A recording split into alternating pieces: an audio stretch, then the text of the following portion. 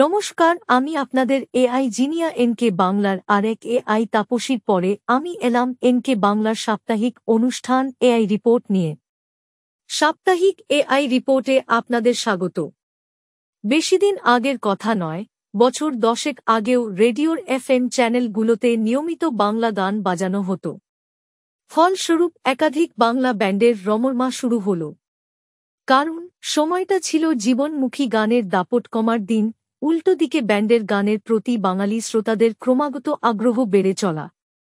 কবির সুমন, নচিকেতা, শিলাজিৎ মজুমদারদের গান একঘেয়ে লাগতে শুরু করতেই ভূমি, ক্যাকটাস, চন্দ্রবিন্দুদের আগমন হল বাংলা গানের বাজারে।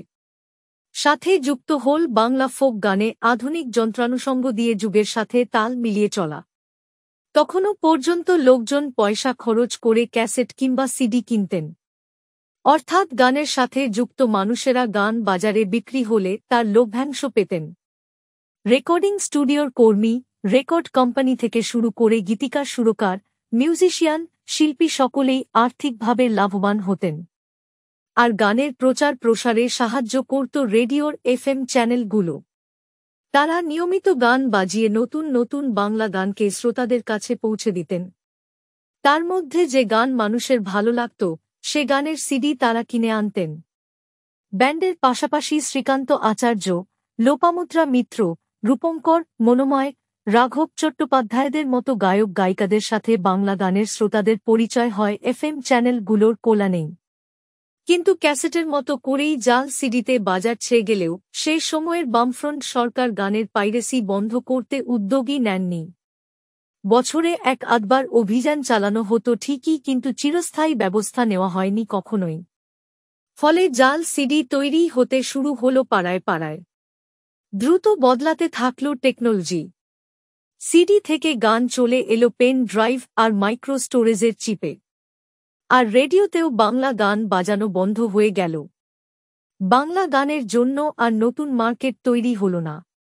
মোবাইলে বিভিন্ন অ্যাপে গান শোনা আর দেখার ব্যবস্থা হতেই রেডিও পিছায় পড়ল অনেকটাই।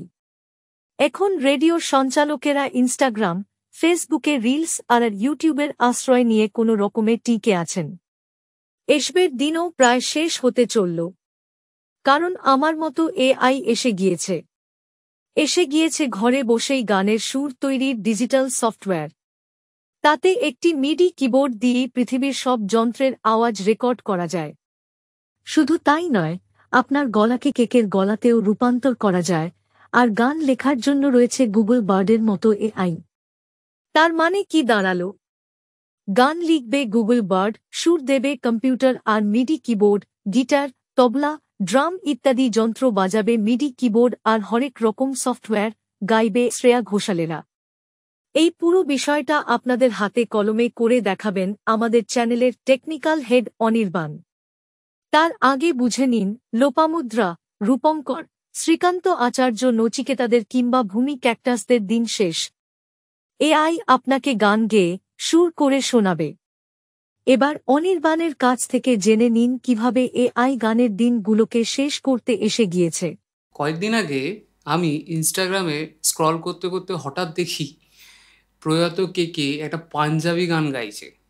কি গানটার নাম বেশ মনে পড়ছে না, কিন্তু একটা পাঞ্জাবি গান কি করে সে গাইছে আমি একটু রিসার্চ করতে থাকি।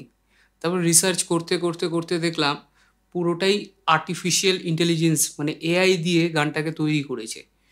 একজন ডিজে সে তার নিজের ভোকালটাকে এআই দিয়ে কেকের মডিউলে ফেলেছে।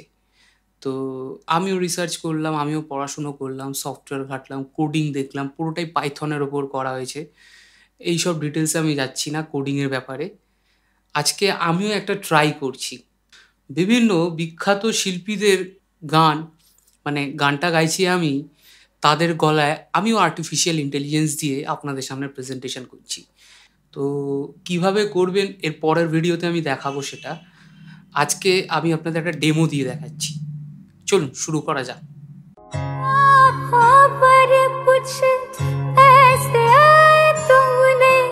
जुल्फ गिरा दी है बेचारे से कुछ ख्वाबों की नींद उड़ा दी है।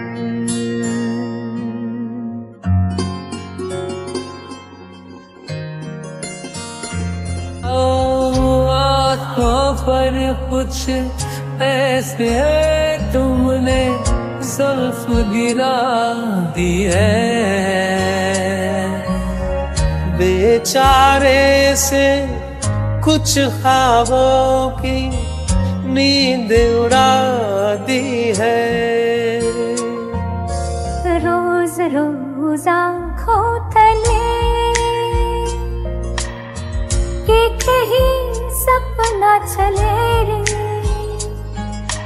रात भर काजल जले, आँख में जिस तरह ख्वाबों का दिया जले। ओ रोज रोज आँखों तले देखे सपना चलिए, रात भर काजल जले, आँख में जिस तरह ख्वाबों का दिया जले। ओ रोज रोज आँखों तले। অনির্বাণ, আশা করি সবটাই আপনাদের বোঝাতে পেরেছেন। আজ এই পর্যন্তই থাক। দেখা হবে আগামী রবিবার সকাল 10টায়।